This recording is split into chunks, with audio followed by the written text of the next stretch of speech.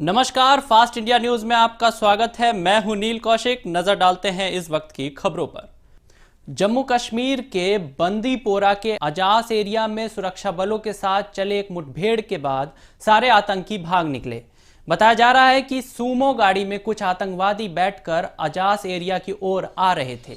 इसी दौरान सेना के राष्ट्रीय राइफल्स के चेक पोस्ट को देखते ही आतंकियों ने फायरिंग शुरू कर दिया। सेना की ओर से भी जवाबी फायरिंग की गई। दोनों ओर से तकरीबन 40 से 50 राउंड फायर किए गए, लेकिन अंधेरे का फायदा उठाकर सारे आतंकी भाग निकले। सेना ने मौके से एक ग्रेनेड और कुछ पाउच बरामद किए हैं। कल जो फायरिंग कितने बजे हुई थी? 10:30 करीब। 10:30 करीब फायर हुआ। 40-50 फायर हुआ इकट्ठे। बाद में रोशन को डाली गई। बस उसी को हमको पता। तलाशी वलाशी नहीं किया। नहीं, कुछ नहीं। हम सोया था तो कुछ पता कुछ नहीं चला क्या हुआ क्या नहीं हुआ। जम्मू कश्मीर पुलिस की ओर से अनंतनाग जिले के हाई ग्राउंड में पुलिस भर्ती रैली का आयोजन किया गया। सब इंस्पेक्टर की भर्ती के लिए आयोजित इस 2 दिवसीय भर्ती रैली में सैकड़ों की तादाद में नौजवानों ने हिस्सा लिया। इस मौके पर मीडिया से बात करते हुए जम्मू कश्मीर पुलिस के एडीजी ने कहा कि घाटी के नौजवान भी मुख्य धारा में शामिल होकर विकास का हिस्सा बनना चाहते हैं, लेकिन बाहरी ताकतें उन्हें बुलाकर उनके भविष्य को आतंक की भट्टी पर झोंक रही है। स्टार्ट किया है साउथ कश्मीर रेंज के लिए सब इंस्पेक्टर की भर्ती और एग्जीक्यूटिव पुलिस के लिए और टेलीकॉम के लिए भी। तो पार्टिसिपेशन काफ़ी अच्छा है। सिर्फ इस ज़िले से करीब 5000 लोगों ने फॉर्म भरे हैं। काफ़ी अच्छा रिस्पांस रहा है और सबसे खुशी की बात है कि यहाँ का रिज़ल्ट भी काफ़ी अच्छा हुआ। जो क्वालिफिकेशंस हुए हैं अभी तक इस डिस्ट्रिक्ट का मैक्सिमम रहा है। हमने अभी तक सेंट्रल कश्मीर रेंज का किया है, नॉर्थ कश्मीर रेंज का किया। जम्मू कश्मीर के शोपिया जिले में मतदाता सूची से वंचित लोगों के नाम जोड़ने के लिए विशेष अभियान शुरू किया गया है।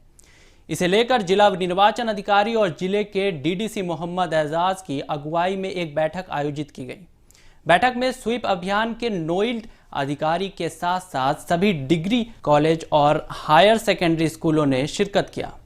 बैठक को संबोधित करते हुए जिला निर्वाचन अधिकारी और डीडीसी मोहम्मद एजाज ने कहा कि मतदाता सूची में 100% लोगों के नाम जोड़ने का लक्ष्य है। इसीलिए स्वीप अभियान के तहत जागरूकता अभियान भी चलाया जा रहा है। जिले के नौजवानों को इस अभियान का एम्बेसडर बनाकर ज़्यादा से ज़्यादा लोगों को इससे जोड़ा जा सकता है।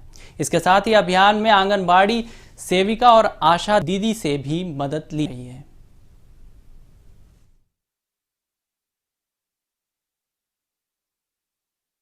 और बाकी जो इवन स्कॉलरशिप वगैरह है या बाकी जो स्कीम्स हैं, है ना, और खाली ये नहीं होता जो बच्चे हैं they can be messages once they go home. Even उनके घर वाले जो है वोट ऑफ अभी एनरोलमेंट है। पेरेंट्स कुछ ऐसे बच्चे होंगे जो पेरेंट्स भी अभी नहीं हैं उसमें वोटर लिस्ट में होंगे। तो ऐसे कुछ केसेस रेस्ट हैं जैसे लास्ट सेवन आप ये हैं AROs भी।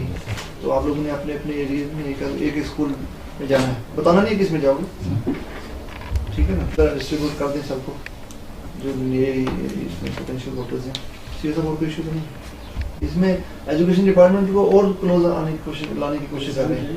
और इसमें इनको ये लगता है कि जो वोटर्स जो यंग जो यूथ का इसलिए ये है कि स्कूल में अगर उसकी चर्निंग हो जाए और इलेक्शन कमीशन ऑफ इंडिया के जो इलेक्शन का जो प्रोसेस है या इलेक्शनरिंग प्रोसेस है इसके बारे में उनको स्कूल से पता चल जाए तो it is easy for students to switch over that system. अब पहले टाइम में काफ़ी साल पहले तो कोई पार्टिसिपेट करता नहीं था इसमें वोट देने के लिए। मतलब people just used to think it's a wastage of time. लेकिन आज की डेट में एक लोगों के अंदर वो है, they think that they have to decide. और ये नोटा का ऑप्शन आ गया, उसके बाद जो लोग कुछ भी नहीं चाहते उनके लिए भी ऑप्शन है नोटा करेंगे इलेक्शन के प्रोसेस में। लेकिन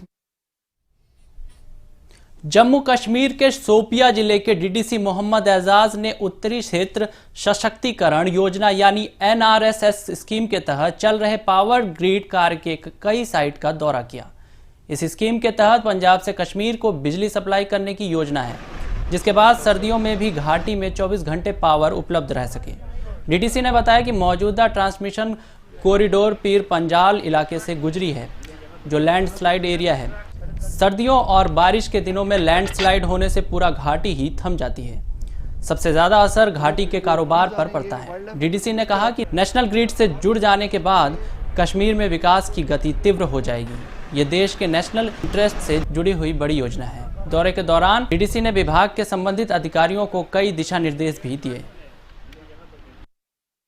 ये हमारी ट्रांसमिशन लाइन के टावर्स हैं जो NRSS है, तो उस सिलसिले में ये है कि कई सारे इश्यूज, दौरे का मकसद ये था कि एक तो इनकी प्रोग्रेस देखनी थी कि अभी तक इन्होंने कहाँ तक पहुँचे, क्योंकि ये जो प्रोजेक्ट है ये हमारे लिए एक प्रायोरिटी प्रोजेक्ट है और इसकी काफ़ी ज़्यादा नेशनल इंपॉर्टेंस है।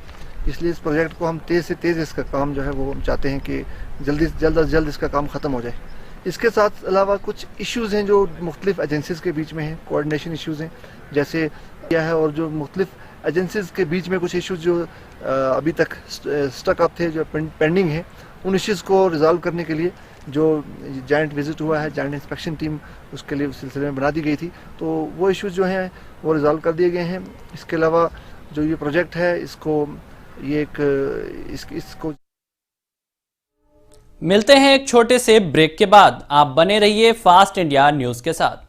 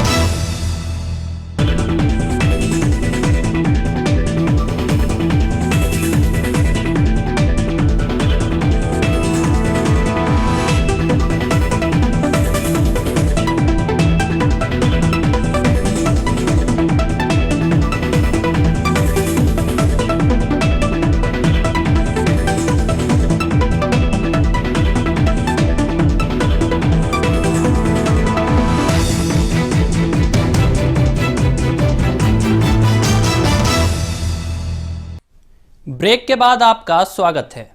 मुंबई के घाटकोपर इलाके में मंगलवार सुबह एक 4 मंजिला बिल्डिंग गिरने से 12 लोगों की मौत हो गई, जबकि दर्जनों लोगों के घायल होने की खबर है। मलबे में कई लोगों के फंसे होने की आशंका है। मौके पर राहत और बचाव का काम जारी है। बचाव दल ने 9 लोगों को सुरक्षित बाहर निकाल लिया है। बताया जा रहा है कि बिल्डिंग काफी जर्जर हालत में थी। लगातार बारिश होने के कारण सुबह 11 बजे के आसपास भर भराकर गिर पड़ी। घटना के तत्काल बाद स्थानीय लोगों ने अपने स्तर पर बचाव कार्य शुरू किया। थोड़ी देर बाद BMC की डिजास्टर मैनेजमेंट की टीम भी मौके पर पहुंची और लोगों को मलबे से निकालकर अस्पताल पहुंचाया गया।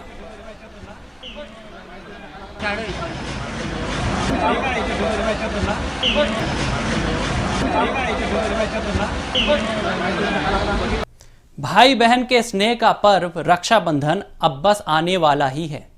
रक्षाबंधन का मौका हो और अलवर की राखियों का जिक्र ना हो, यह कैसे हो सकता है।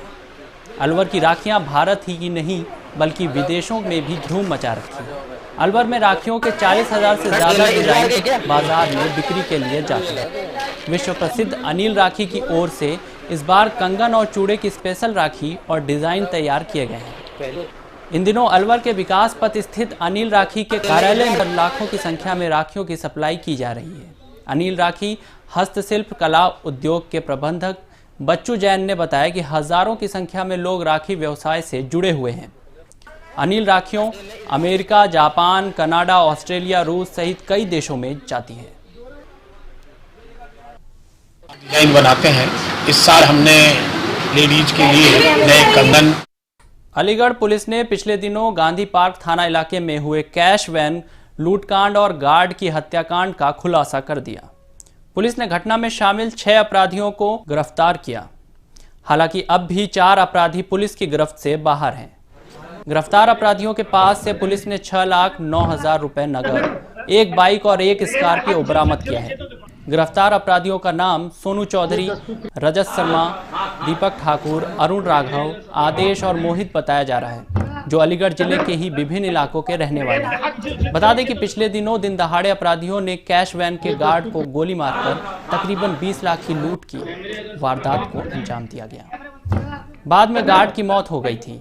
पुलिस ने सभी को जेल भेज दिया है, जबकि फरार अपराधियों की गिरफ्तारी के लिए पुलिस छापेमारी कर रही है। FIR में उन्होंने 9 लाख रुपए लिखाया था। उसका कारण भी बताया था कि हम लोगों को 9 लाख रुपए लेके ही अपना, इसलिए कानून ठीक था कि हमें 9 लाख रुपए ही उसमें ATM में रिचार्ज करने को इसलिए मिले। लेकिन जानबूझ के या गलती से उसी बैग में 25 लाख जो अगले ATM में भरे जाने थे वो भी रख लिया था।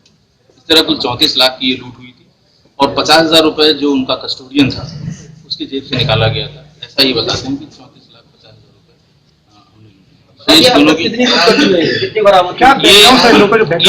ये लुटेरे हैं। इसके पहले बुलंदशहर में 8 लाख की लूट में, खुर्जा में लूट में और विभिन्न और जिलों में जो लूटें हुई हैं जिनमें ये गए हैं उनकी और भी बरामदगी इसमें 5,06,000 रुपए, 6,05,000 रुपए जो 9 लाख का बैग इनके पास था उसमें से बरामद हुए हैं। कुछ इन्होंने खर्च कर दिए। जो देखिए इनमें सब लड़के ऐसे हैं, एक BSc AG का है, एक BSc का है, एक BA का है, पढ़ने वाले लड़के हैं। एक को उसमें अपाचे मोटरसाइकिल नई खरीदनी थी नंबर 1 की, जिसको लेके घूम सके कोई पुलिस वाला पूछे नहीं, उसके लिए उसमें शामिल रहा। पहले भी उसने लूट की थी। दूसरा एक अपनी प्रेमिका के साथ शादी करने के लिए कि हमें पैसा मिल जाए और हम यहाँ से लेके भाग जाए। 4 से 10 महीने आराम से बिना पैसे। जिला प्रशासन की मनमानी से तंग आकर अलीगढ़ जिले के पटाखा कारोबारियों ने अब अनिश्चितकालीन भूख हड़ताल का रास्ता अख्तियार किया है। भूख हड़ताल में शामिल पटाखा कारोबारियों का कहना है कि पिछले 5 महीने से उनका लाइसेंस नवीनीकरण नहीं किया जा रहा है, जबकि विभाग के संबंधित तुष्टि रिपोर्ट भी जमा कर दिया है। गौरतलब है कि पटाखा कारोबारियों ने 10 जुलाई को कलेक्ट्रेट ऑफिस के बाहर धरना प्रदर्शन और भूख हड़ताल किया था, जिसके बाद ADM सिटी के आश्वासन पर कारोबारियों ने आंदोलन वापस ले लिया था। लेकिन 15 दिनों में कई पहल न होने के बाद कारोबारियों ने एक प्रशासन पर वादा खिलाफी का आरोप लगाते हुए बेमियाद भूख हड़ताल शुरू कर दिया है। नवीनीकरण शासनादेश के मुताबिक हमको 5 साल का चाहिए। शासन पिछले 5 माह से हमको गुमराह कर रहा है। संबंधित अधिकारियों की रिपोर्टें यहाँ उपलब्ध हो चुकी हैं। कल पूरे दिन पूरी रात हम लोग यहाँ पड़े रहे। अधिकारी एयर कंडीशनर में सोते रहे, हमको यहाँ मच्छर खाते रहे। जब तक हमारी 5 वर्षों की जो लाइसेंस अवधि है जो शासनादेश के मुताबिक, जब तक हमारी मांग पूरी नहीं होगी अनिश्चितकालीन भूख हड़ताल पे बैठे रहेंगे। हमारी पहले तो शासनादेश के मुताबिक 5 वर्षों के लिए लाइसेंस नवीनीकरण किया जाए। दूसरा, जैसे अवैध रूप से आतिशबाजी का कारोबार कर रहे हैं बैंड वाले हैं, बैंड वाले अपने बैंड के साथ बात पीछे करते हैं, आतिशबाजी की बुकिंग पहले करते हैं, उनसे काम रोका जाए। दूसरा, एक रिपोर्ट के लिए 4-5 महीने हमको गुमराह किया जाता है। हर अधिकारी पैसे मांगता है, लेखपाल, कानून, तहसीलदार, यानी ऐसा कोई नहीं जो बिना पैसे के रिपोर्ट लगाता हो। 10,000 रुपये हम। समाजवादी पार्टी के वरिष्ठ नेता नरेश अग्रवाल के हिंदू देवी देवताओं के ऊपर दिए विवादित बयान पर हंगामा जारी है। इसी क्रम में अंतर्राष्ट्रीय हिंदू सेना के अलीगढ़ जिले के एटा चंगी चौराहा पर नरेश अग्रवाल का पुतला फूका और सरकार से नरेश अग्रवाल के खिलाफ कठोर कार्रवाई करने की अपील की। संगठन के अध्यक्ष आकाश पुंडीर ने कहा कि राम, लक्ष्मण, सीता और हनुमान हिंदुओं के आराध्य हैं। संसार के सारे हिंदुओं की आस्था उनसे जुड़ी है और नरेश अग्रवाल ने ओछी बातें कर सारे हिंदू समाज के आस्था के साथ खिलवाड़ किया है। सपा नेता उनका मजाक बनाया, उनके बारे में गलत बोला। इस विषय पे आज अंतर्राष्ट्रीय हिंदू सेना के सारे पदाधिकारियों ने, मैं आकाश पुंडीर युवा अध्यक्ष युवा कोष से, इस सारे कार्यक्रम का पुतला फूका गया है नरेश अग्रवाल जी के खिलाफ। फूलन देवी की हत्या की सीबीआई जांच की मांग करते हुए निर्बल इंडियन शोषित हमार आम दल के कलेक्ट्रेट ऑफिस के बाहर धरना दिया। जिलाधिकारी को ज्ञापन सौंपते हुए संगठन के नेताओं ने बीजेपी पर फूलन देवी के हत्यारे शेर सिंह राणा को सम्मानित करने का आरोप लगाया। संगठन के नेताओं ने शेर सिंह राणा को फांसी की सजा देने की मांग की है। संगठन ने फूलन देवी को महिला सशक्तिकरण का प्रतीक बताते हुए फूलन देवी के नाम पर पुरस्कार और सम्मान देने की वकालत किया है। साथियों को परिभाषित करने के लिए केंद्र सरकार को कई बार प्रस्ताव भेजा गया, वो हर बार लौटा देती है। और अभी 2010 में 17 मई को हाई कोर्ट ने ये ऑर्डर कर दिया कि इनके सर्टिफिकेट जारी किए जाएं, उस पर कोई रोक न लगे, और उसको पहले सरकारें दबाए रही। और अब दोबारा जो जब जाते जाते अखिलेश सरकार ने उस पर आरक्षण के लिए किया, तो फिर वो मैटर कोर्ट में चला गया था। उस कोर्ट में जाने के बाद भी कोर्ट ने कहा 29 मार्च को कि हम जो है इनके आरक्षण को नहीं रोकना चाहते और इनका सर्टिफिकेट बनाया जाए। और 29 मार्च के बाद ये नई सरकार बनी हुई है योगी जी की, जबकि योगी ने 2 साल पहले 8 जून को ये कहा था कि इनके 2015 को कि हम इनके आरक्षण के समर्थक हैं। आज तुम्हारी सरकार है, हमारे समाज ने बहुत सारा वोट तुम्हें दिया है, उसके बाद हमारे लिए 2 बार हाई कोर्ट का हमारे फेवर में ऑर्डर है कि इन 17 जातियों के परिभाषित सर्टिफिकेट जारी किए जाएं। उसके बाद भी सरकार अगर जारी नहीं कर रही है तो हम इसके लिए अपने मानते हैं कि भाजपा सरकार हमारे आरक्षण को, हमारे अधिकारों को दबाना चाहती है।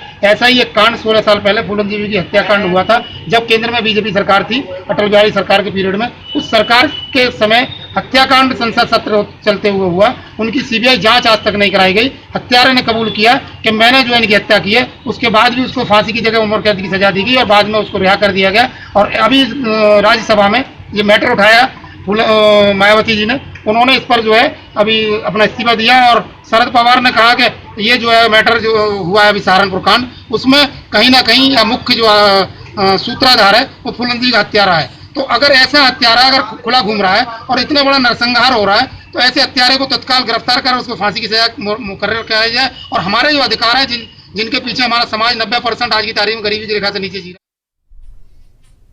मिलते हैं एक छोटे से ब्रेक के बाद। आप बने रहिए फास्ट इंडिया न्यूज के साथ।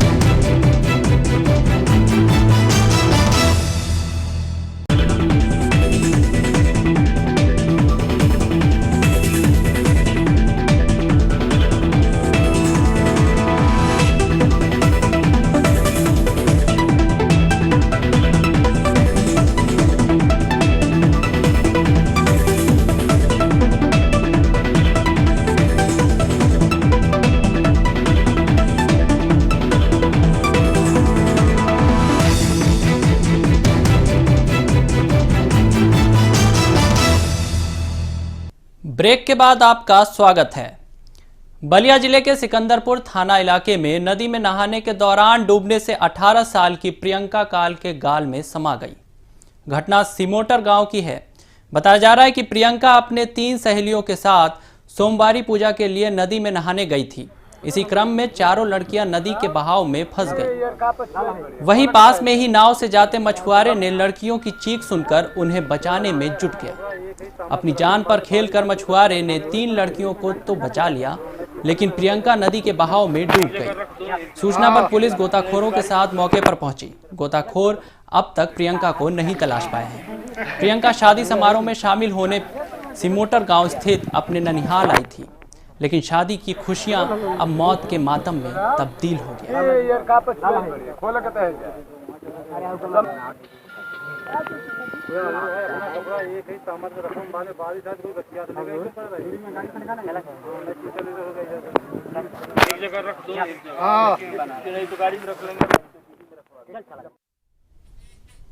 बलिया में एक सवारी गाड़ी अनियंत्रित होकर खाई में गिर गई, जिसमें 50 वर्षीय एक महिला की मौत हो गई, जबकि 8 लोग घायल हो गए। घायलों को जिला अस्पताल रेफर किया गया है। घटना मनियार थाना इलाके के विक्रमपुर की है। बताया जा रहा है कि सवारी गाड़ी सिकंदरपुर बस स्टैंड चौराहे से मनियार के लिए निकली थी। इसी बीच विक्रमपुर में एक सवारी को उठाने के लिए ड्राइवर ने ट्रक को ओवरटेक करने की कोशिश की। इसी दौरान ड्राइवर ने नियंत्रण खो दिया और गाड़ी खाई में गिर गई। मौके पर ही एक महिला की मौत हो गई, जबकि 8 लोग घायल हो गए। घायलों को तत्काल सिकंदरपुर स्वास्थ्य केंद्र में भर्ती कराया गया, जहां घायलों की गंभीर हालत को देखते हुए जिला अस्पताल रेफर कर दिया गया।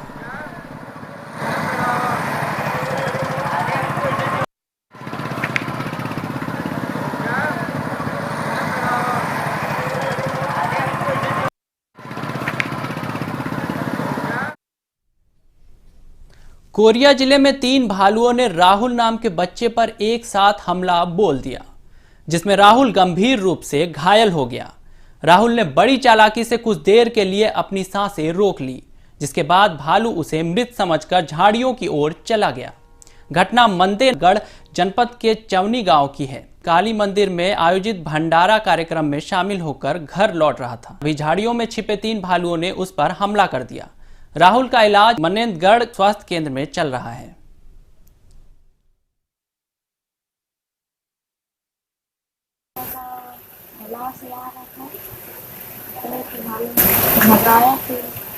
जैसे भागने वाला में झपट गया, फिर थोड़ा देर सांस ले लिया, फिर चले गए, फिर आए, जब बोला। छत्तीसगढ़ सरकार सामाजिक बहिष्कार प्रतिषेध विधेयक लाने की तैयारी कर रही है। वहीं दूसरी ओर सूबे के कई इलाकों में अब भी समाज और बिरादरी के ठेकेदार परिवारों के हुक्का पानी पर पाबंदी लगा रहे हैं।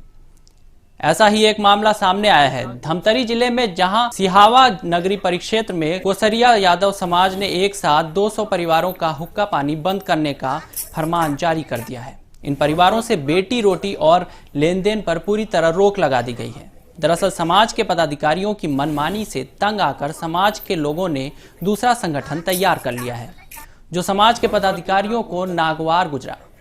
समाज के ठेकेदारों के इस फरमान के खिलाफ पीड़ित परिवारों ने जिला कलेक्ट्रेट को आवेदन देकर न्याय की गुहार लगाई है। थोड़ा क्लिप बना, बहुत ज्यादा टाइम लगा।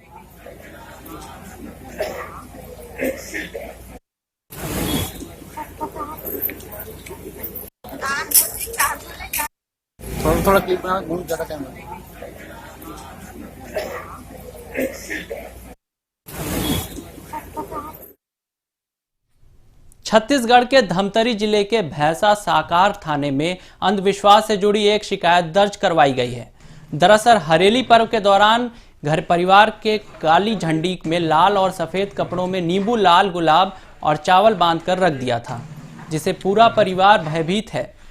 डरे सहमे परिवार ने पहले ग्राम समिति को इसकी जानकारी दी, लेकिन ग्राम समिति ने उस परिवार का निजी मामला बताकर पल्ला झाड़ी लिया, जिसके बाद वो परिवार थाने पहुंचा है।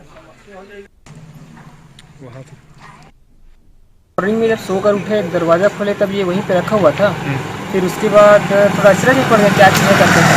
फिर गाँव से 2-4 मुखिया लोग को पूछा है क्या चीज़ है करके, उन्हीं लोग को पूछा है। और फिर गांव में जो समिति है उससे बात किए। फिर वो बोले कि जिसके घर के दरवाजे के पास है वही जाने, हम लोग कुछ नहीं कर सकते करके। इसके बारे में क्या है, ये त्यौहार वगैरह है ना, तो क्या चीज़ है हम लोग को पता नहीं है। ये तांत्रिक के द्वारा होता है ऐसा मानना है। क्या खुमरी बोलते हैं, है ना, नींबू, कटा हुआ नींबू है, मिट्टी के बर्तन है और झंडा है, गुलाल है। इसकी वजह से पूरे घर वाले परेशान हैं, है ना। इसकी वजह से पूरा परेशानी का सामना करना पड़ रहा है, घर वाले पूरे परेशान मानसिक रूप। राजस्थान सरकार की ओर से चलाए जा रहे मुख्यमंत्री शहर जन कल्याण योजना शिविर अलवर जिले में नगर विकास न्याय की ओर से इन शिविरों में रियायती दरों पर पट्टा देने के नाम पर फाइलें तो जमा की जा रही हैं, लेकिन लोगों को पट्टा नहीं मिल पा रहा है। आवेदकों का आरोप है शिविर को लेकर अधिकारी इतने संवेदनहीन हैं कि कई लोगों के फाइल गायब तक हो गए।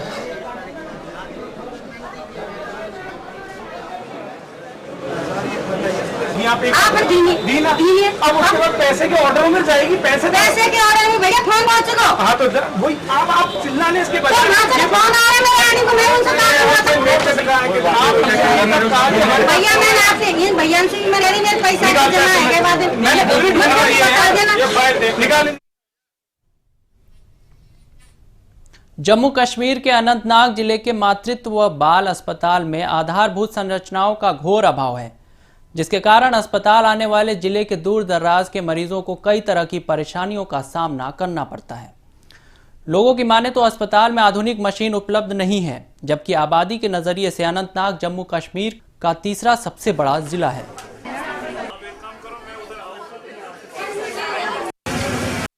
यहाँ बेहतरी ये है, यहाँ जगह की बहुत कमी है। पहले नंबर पे बेड, एक पेशेंट अगर एक बेड पे डबल पेशेंट है, आप खुद ऊपर चेक भी कर सकते हो। एक बेड पे हो, उस वजह से बहुत कमी है, लेकिन डॉक्टरों की वजह से कमी नहीं है, लेकिन जगह की बहुत कमी है यहाँ पे, और जगह की बहुत प्रॉब्लम है। और जगह की थोड़े कैपेसिटी होना चाहिए, या तो इनको बेड जगह करना है, या तो वार्ड इनको चेंज करना है दूसरी जगह पे, क्योंकि जगह की यहाँ बहुत गाँव के लोग आते हैं, बनाल से लोग आते हैं, शुपेन से लोग आते हैं। अभी के लिए बस इतना ही। आप बने रहिए फास्ट इंडिया न्यूज के साथ। नमस्कार।